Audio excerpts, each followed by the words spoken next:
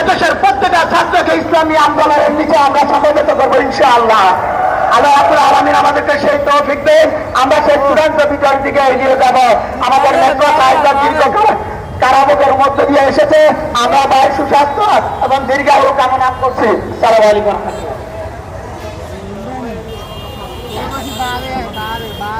সম্মানিত প্রিয় উপস্থিতি, আপনারা দেখতে পেয়েছেন আজকের এই গণসংবর্ধনার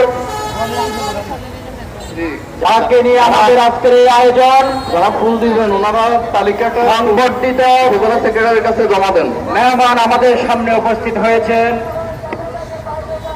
বাবন ভূঁইয়ার কৃতি সন্তান, ঢাকার বিশিষ্ট ব্যবসায়ী